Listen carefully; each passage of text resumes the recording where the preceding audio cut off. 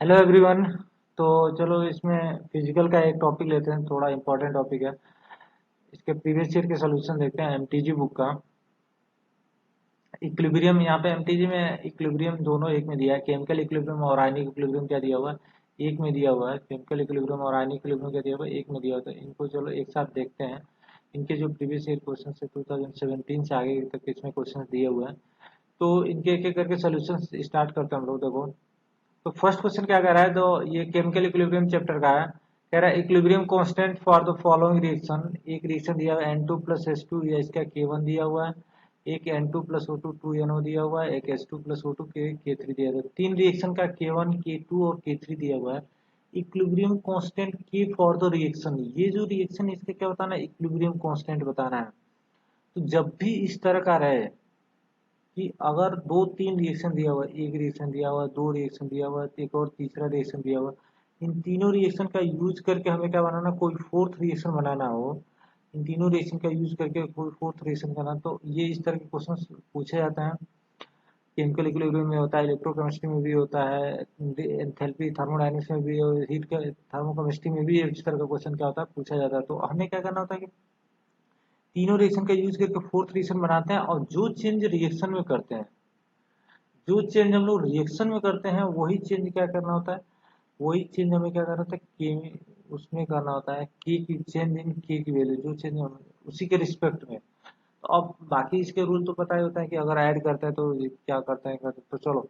अब इसमें पहचानने के तरीके, देखो सबसे जरूरी बात की, देखो तीनों का यूज करके ये बनाएंगे, जो चेंज रिएक्शन करें उसी के रिस्पेक्ट में के का चेंज कर लेंगे, ये भी समझ में आ जाता है। अब मेन बात इसमें ये है कि ये रिएक्शन को अचानक से इतने तीन रिएक्शन दिया है, तो हमें समझ में नहीं आता कि ऐड करें सब्ट्रैक्ट करें कि क्या करें। इसके लिए क्या है ना कि डायरेक्ट हम यहाँ को स्टार्ट करते हैं कि जो यहाँ पे दिया हुआ है ना, जो बनाना है हमें उस पर फोकस करते हैं। तो पहला वाला रीजन देखते हैं, एक एक करके रीजन देखते जाते हैं और चेंज करते जाते हैं, हमेशा आंसर आता है। 2NH3 दिख रहा है, NH3 यहाँ पे कौन से रिएक्शन में, तो फर्स्ट रिएक्शन में और प्रोडक्ट साइड में है।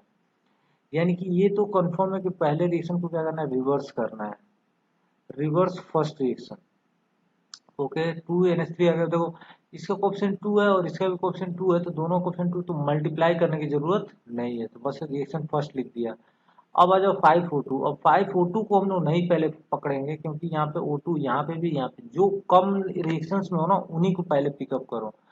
तो यहाँ पे 2NO दिया हुआ है, तो हमें क्या क्या चाहिए, 2NO प्रोडक्ट में चाहिए। अब NO ढूंढते हैं, देखो यहाँ पे 2NO प्रोडक्ट में ही दिया हुआ है, कोफिशिएंट भी बराबर है, अब प्रोडक्ट में भी, तो कुछ भी चेंज करने की जरूरत नहीं है। प्लस क्या कर देंगे हम लोग, इसमें क्या ऐड कर देंगे, रिएक्शन सेकेंड को हम लोग क्या कर देंगे, ऐड कर देंगे, प्लस रिएक्शन सेकेंड कर दिया, ठीक है। अब अगला देखते हैं 3H2O है, तो यहाँ पे देखो H2O थर्ड रिएक्शन में, तो प्रोडक्ट साइड में है, तो ऐड ही करेंगे, कुछ और करेंगे नहीं, मतलब सब्ट्रैक्ट वगैरह तो नहीं करेंगे। यहाँ पे क्या होगा, प्लस। अब थर्ड रिएक्शन को लेकिन 3 का मल्टीप्लाई करेंगे, ऐड तो करेंगे 3 को, क्योंकि प्रोडक्ट साइड में H2O है और इधर भी प्रोडक्ट साइड में ही चाहिए, तो रिवर्स तो नहीं करेंगे थर्ड में, लेकिन 3 का मल्टीप्लाई कर देंगे। अब इसमें कुछ भी दिमाग लगाने की जरूरत नहीं है, तीनों में चेंज कर दिया ना, इसमें भी चेंज कर दिया, इसमें चेंज कर दिया। अब कुछ भी दिमाग लगाने की जरूरत नहीं, वो अपने आप बन के आ जाएगा, जो थर्ड रिएक्शन होगा वो अपने आप क्या हो जाएगा, बन के फोर्थ रिएक्शन आ जाएगा। हमें बस जो चेंज इसमें किया है ना वही चेंज इसमें करेंगे, तो वो अपने आप रिएक्शन बन जाएगा, चेक भी करने की जरूरत नहीं है। चलो, अब रिएक्शन वन को रिवर्स किया था, रिवर्स करेंगे तो ये क्या हो जाएगा, 1/K1 हो जाएगा, और प्लस किया तो इंटू हो जाएगा। K2 को ऐसे ही रख दिया है, और K3 को क्या करना है, क्यूब किया है, क्यूब करके ऐड किया था, यानी K3 का क्या करना है, क्यूब कर देना है। तो आंसर क्या आ जाएगा हमारा, K2 K3 का क्यूब डिवाइड बाई K1, ये आ जाएगा फाइनल रिएक्शन का। चलो मैं एक बार चेक करके बता भी देता हूँ यहाँ पे कैसे कट हो रहा है, कि हो रहा है नहीं क्यूब के। तो देखो फर्स्ट रिएक्शन को रिवर्स किया ना, तो 2NH3 गिव्स क्या हो गया, N2 प्लस 3H2 हो गया। और दूसरी रिएक्शन क्या है, दूसरी रिएक्शन को ऐसे ही ऐड करना है, तो N2 plus O2 gives 2NO। और थर्ड रिएक्शन को देखो, थर्ड रिएक्शन को रिवर्स नहीं करना है, बस 3 का मल्टीप्लाई करना है, 3H2 plus 3/2O2 gives 3H2O।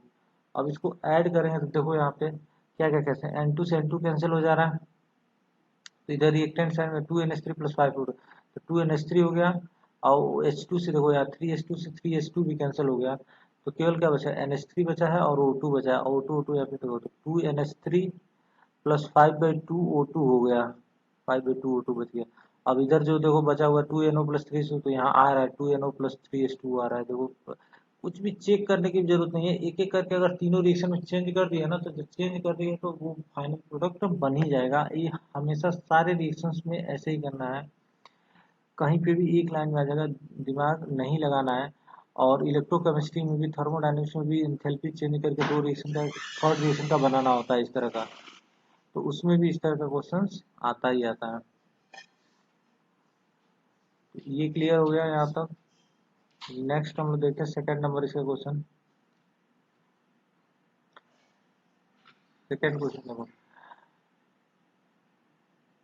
इसमें क्या कह रहा है कि concentration of Ag plus ion in a saturated Ag2SO4, Ag2C2, Ag plus ion के क्या बताना है, कंसंट्रेशन बताना है किसमें, Ag2C2O4 में,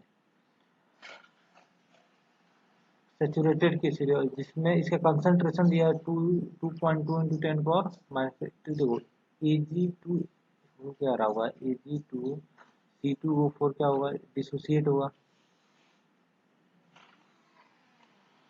और इसका सॉलिबिलिटी प्रोडक्ट बोला गया है कि सॉलिबिलिटी प्रोडक्ट बताना है इसका। देखो सॉलिबिलिटी प्रोडक्ट बताना था, यानी कंफर्म है कि ये स्पेरेंगली सॉल्युबल सॉल्ट होगा, तभी तो KSP बोला गया है। तो ये किस तरह से ब्रेक होगा, 2Ag प्लस और C2O4 2 माइनस, कैसे ब्रेक होता है वो बताया था कि 2Ag है तो 2Ag लिख लो, C2O4 तो एक ही है तो C2O4 एक हो जाएगा, और क्रॉस करके माइनस साइन लगा देते हैं। तो इसमें Ag प्लस आयन का, सेचुरेटेड में Ag प्लस आयन का कंसंट्रेशन दिया हुआ है 2.2 इंटू 10⁻⁴, 2.2 इंटू 10⁻⁴ दिया है Ag प्लस आयन का कंसंट्रेशन। इसका KSP बताना है। तो पहले हम लोग देखो KSP लिख लेते हैं, KSP होगा क्या। तो KSP अगर मान लो इसका लिखते हैं, पहली बात कि अगर इसकी सॉलिबिलिटी मान लो S है, तो S है तो ये S से कितना बनेगा, ये वाला 2S बनेगा, और ये कितना बनेगा, S बनेगा, क्योंकि इसके एक मोल से इसके क्या आ रहा है, 2 आ रहा है, इसका 1 आ रहा है, तो इसके S सॉल्युबल होने से क्या होगा, 2S बनेगा और इसका S बनेगा। और KSP लिखेंगे तो 2S का क्या आएगा, स्क्वायर हो जाएगा, 2S का स्क्वायर हो जाएगा, और ये हो जाएगा S, तो ये आ जाएगा 4S³ इक्वल टू क्या आ जाएगा, KSP। तो हमें बस केवल S की वैल्यू चाहिए, S की वैल्यू मिल जाए तो हम क्या कर सकते हैं, KSP से KSP की वैल्यू निकाल सकते हैं। और यहाँ पे देखो जो Ag प्लस आयन का कंसंट्रेशन है, Ag प्लस आयन का जो कंसंट्रेशन है वो किसके बराबर है, 2S के बराबर है। इसको 2S को किसके बराबर कर देंगे, Ag प्लस आयन का कंसंट्रेशन, यानी 2.2 इंटू 10⁻⁴ है, और यहाँ से हमें क्या पता चल जाएगा, S की वैल्यू पता चल जाएगा। तो यहाँ से S की वैल्यू कितना आ गया, 1.1 इंटू 10⁻⁴ आ गया, और S की वैल्यू हम लोग यहाँ पे पुट कर देते हैं 4, और यहाँ पे हो गया 1.1 इंटू 10⁻⁴ क्या आ जाएगा, क्यूब आ जाएगा। अब इसको सॉल्व करते हैं, यहाँ पे क्या आ जाएगा, 10⁻³ कर देते हैं, ये तो रेंज के कौन सा है, 10⁻12 के रेंज में आएगा। और 1.1 का क्यूब करेंगे तो ये देखो 2 का क्यूब 8 होता है, और 1 का क्यूब 1 होता है, तो 1 और 8 के बीच में, और 0.1 के पास बहुत ज़्यादा है, तो ये 1.23 कुछ ले सकते हैं, और इंटू 4 कर दो, तो 4.8 कुछ करके 4.5 10⁻12 वाला जो आंसर होगा, ये अप्रोक्सीमेटली देखो सबसे अच्छा आंसर यही वाला है, -12 वाला आंसर ये वाला 5.3। तो ये आंसर हो जाएगा 5.3 इंटू 10⁻12 क्या हो जाएगा, इसका करेक्ट आंसर हो जाएगा। समझ में आ गया होगा ये वाला क्वेश्चन, क्वेश्चन नंबर सेकंड। ठीक है, अब नेक्स्ट क्वेश्चन देखते हैं हम लोग इसके आगे। इसमें क्या करना था, KSP पूछा गया था, इसमें KSP पूछा गया था, और 2S की वैल्यू दिया हुआ था, 2S की वैल्यू दिया था, तो S की वैल्यू हमने निकाल लिया, और S की वैल्यू समय क्या आ जाएगा, KSP कैलकुलेट कर सकते हैं।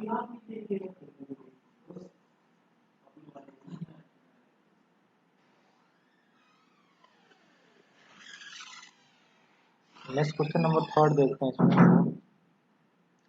थर्ड क्वेश्चन थोड़ा सा अच्छा है, इसमें ध्यान से समझो इसको। एक देखो कह रहा है कि और 20 litre container at 400 kelvin, 20 litre container है, ठीक है, ये क्या है 20 लीटर, इसका वॉल्यूम कितना दिया हुआ है 20 लीटर, ठीक है। 400 केल्विन है, 400 केल्विन। CO2 गैस इसमें प्रेजेंट है। कौन सी गैस प्रेजेंट है? CO2 गैस प्रेजेंट है। एट कितने एटीएम प्रेशर पे? एटीएम प्रेशर है, मतलब ये क्या किया, पैक्ड किया गया यहाँ पे। तो कितना एटीएम प्रेशर है अभी? 0.4 एटीएम प्रेशर प्रेजेंट है। 0.4 एटीएम प्रेजेंट है। CO2 है, बहुत एकदम आसानी यहाँ तक समझ में आ रहा होगा एटीएम में।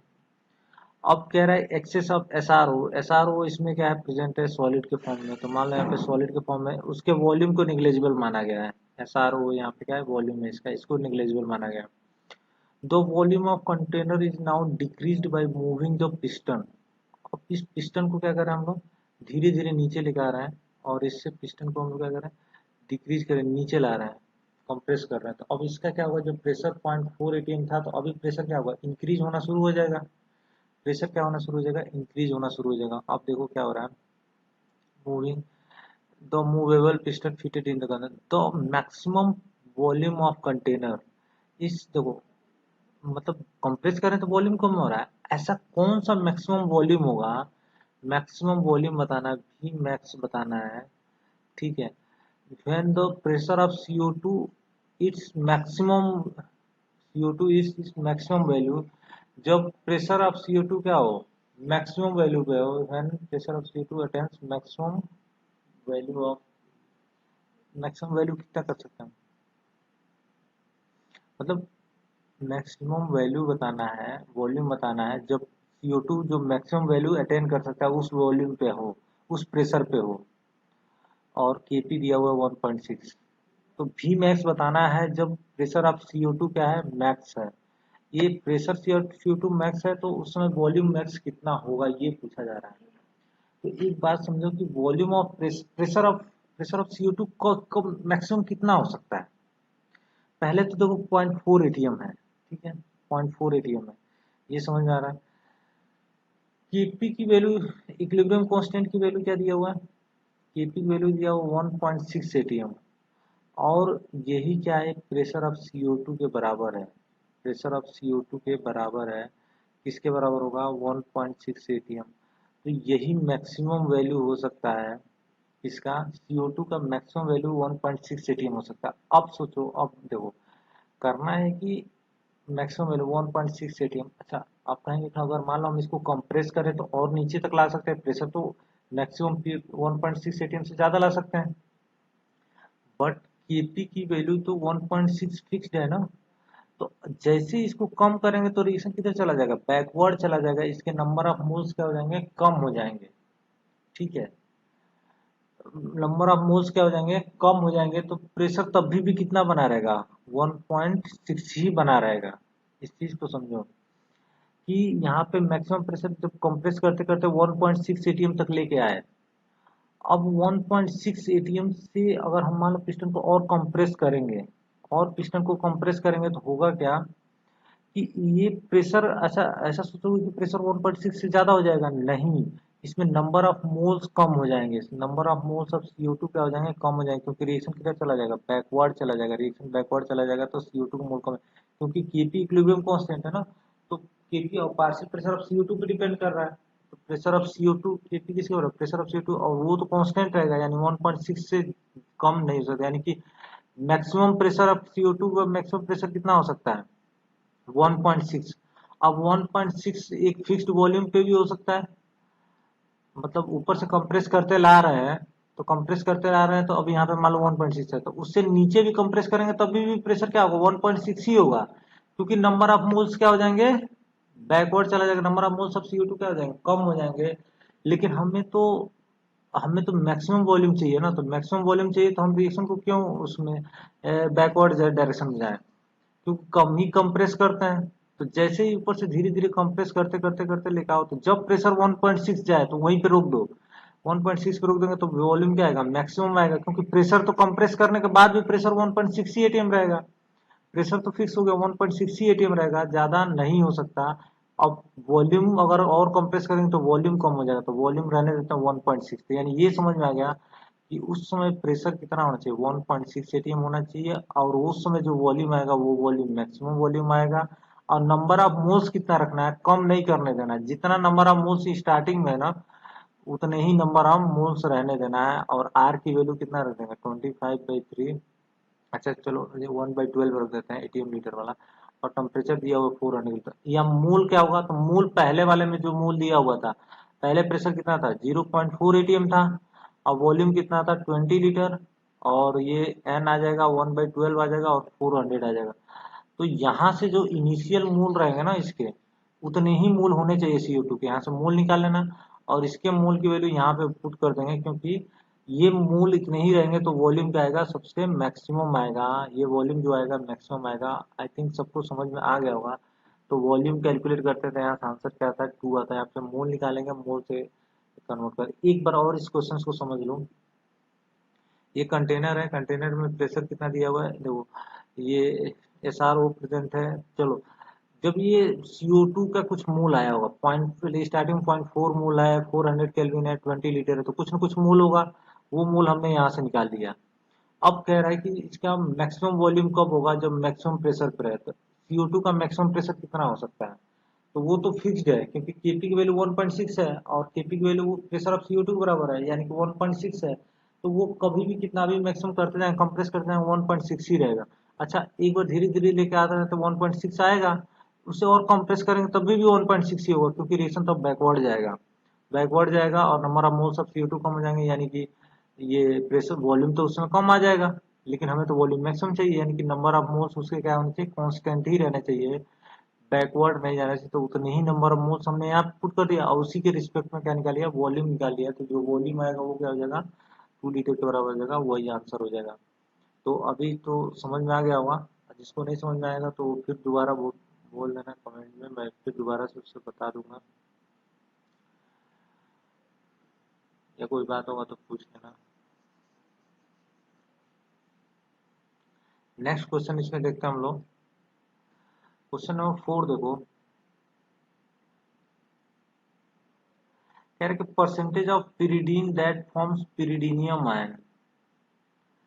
पिरिडीन है, पिरिडीन देखो C5H5N है, पिरिडीन है, और ये पिरिडीनियम आयन फॉर्म कर रहा है, यानी कि H+ गेन कर रहा है। H+ गेन करके हमारा C5H5NH+, ये बना रहा है पिरिडीनियम आयन। तो अब कह रहा है कि इन अ 0.01 m एक्वस पिरिडीन सोल्यूशन, यानी इसका सोल्यूशन क्या कितना है 0.1 m है, 0.1 m पिरिडीनियम आयन है। अब इसमें कह रहा है कि Kb दिया हुआ है, ये बेस ही है। Kb दिया हुआ 1.7 इंटू 10⁻19, सॉरी -9। तो इसका अल्फा बताना है कि कितना percentage of pyridine that forms pyridinium, इसका कितना परसेंट जाएगा अल्फा, इसमें जाएगा पिरिडीनियम में। इन्हें 0.1 m इसके बेस का इतना दिया हुआ है, और के भी दिया हुआ है। तो चलो ठीक है, तो ये जो वैल्यू दिया हुआ है वो क्या आएगा, सी की वैल्यू दिया हुआ है। अब के बी जो दिया रहता है, के बी हम लोग करके निकालते हैं ना, के बी इक्वल टू क्या था, सी अल्फा स्क्वायर था। अगर मान लो इसको सी मान लेते हैं तो यहाँ 0 0 था, और सी माइनस सी अल्फा करते हैं तो यहाँ पे कितना होता है सी अल्फा, और बाद में वहां से करते हैं तो के बी की वैल्यू क्या था सी अल्फा स्क्वायर। जब निगलेक्ट कर लेते हैं, के बी की वैल्यू बहुत कम है तो इसलिए वो निगलेक्ट ही होगा, तो सी अल्फा स्क्वायर। तो सी की वैल्यू दिया हुआ 0.1, देखो 1.7 इंटू 10⁻⁹ कर देंगे। सी की वैल्यू दिया हुआ 0.1, और यहाँ से आ जाएगा अल्फा स्क्वायर की वैल्यू। तो अल्फा स्क्वायर इक्वल टू देखो, ये 1.7 इंटू 10 पावर क्या आ जाएगा -8 हो जाएगा, और 1.7 का जो अंडर रूट लेंगे अल्फा ले लेंगे तो वो किसके बराबर है 1.3 के अप्रॉक्स आएगा, और ये 10⁻⁴ हो गया। तो ये तो अल्फा हो गया, फ्रैक्शन हो गया। तो परसेंटेज निकालेंगे, कितना परसेंटेज कन्वर्जन होगा, तो परसेंटेज निकालेंगे तो 100 से मल्टीप्लाई कर देते हैं, ये तो फ्रैक्शन होता है। तो 100 से मल्टीप्लाई कर दो तो 1.3 इंटू 10⁻²% हो जाएगा, यानी कि 0.013% क्या हो जाएगा, कन्वर्जन होगा इसका। ये आंसर हो जाएगा। आंसर क्या हो जाएगा, बी आंसर हो जाएगा। समझ में आ गया होगा यहाँ तक। अभी नेक्स्ट क्वेश्चन देखते हैं हम लोग, क्वेश्चन नंबर 5। ये है अभी आयनिक का सॉल्युबिलिटी प्रोडक्ट का है। 5 नंबर क्वेश्चन देखते हैं यहाँ पे। कह रहा है कि ए सॉल्युबिलिटी ऑफ AgCl, AgCl है कि इसकी सॉल्युबिलिटी प्रोडक्ट दिया हुआ है इन 0.01 m सोल्यूशन, सॉल्युबिलिटी बताना है। तो मतलब AgCl है, AgCl कैसे डिसोसिएट होगा, Ag प्लस एक्वस और Cl माइनस, ठीक है। इसका KSP दिया हुआ है, KSP कितना दिया हुआ है 1.6 इंटू 10⁻10 दिया हुआ है, और इसके सॉल्युबिलिटी बताना है, S बताना है। तो मान लो सॉल्युबिलिटी S है, तो अगर इसका S है तो S के रिस्पेक्ट में कितना आएगा, S आएगा, S आएगा, यानी कि 1.6 इंटू 10⁻9 इक्वल टू कितना हो जाएगा, S स्क्वायर। सॉरी अभी तो रुक जाओ, अभी ये इतना ही नहीं दिया है, ये एक और तो सॉल्यूशन दिया हुआ है 0.1 m NaCl, तो NaCl को भी ब्रेक कर लो, NaCl किसके बराबर हो जाएगा, Na प्लस और Cl माइनस, तो ये तो स्ट्रॉन्ग इलेक्ट्रोलाइट है, तो ये 0.1 है तो ये भी 0.1 आ जाएगा, ये भी 0.1 है, ये पूरा रिएक्ट कर जाएगा। तो Cl माइनस का कंसंट्रेशन क्या आ जाएगा, 0.1 है और S है, तो यहाँ से क्या कर देंगे 0.1 कर देंगे प्लस S कर देंगे। अब KSP लिखेंगे, तो 1.6 into 10⁻19 equal to S into S plus 0.1, तो 0.1 के रिस्पेक्ट में S को निगलेक्ट कर सकते हैं क्योंकि बहुत कम होता है, और यहाँ से S की वैल्यू आ जाएगा 0.1 बचेगा, उसको डिवाइड में लगा देंगे 1.6 इंटू 10⁻19 डिवाइड बाई 0.1 कर देंगे, तो आंसर क्या आ जाएगा, आंसर इधर देखो दिया हुआ है ऑप्शन, आंसर हो जाएगा 1.6 इंटू 10⁻9, यहाँ से पॉइंट ऊपर चला जाएगा, ये 10 है, मैंने बार बार 19 लिख दिया था, यहाँ पे 10 है, तो 10 रहेगा तो क्या ऊपर 9 हो जाएगा ना, तो 1.6 इंटू 10⁻9, ये आंसर आ जाएगा। क्लियर हो गया होगा, ठीक है। तो बाकी क्वेश्चन नेक्स्ट वीडियो में देखते हैं हम लोग।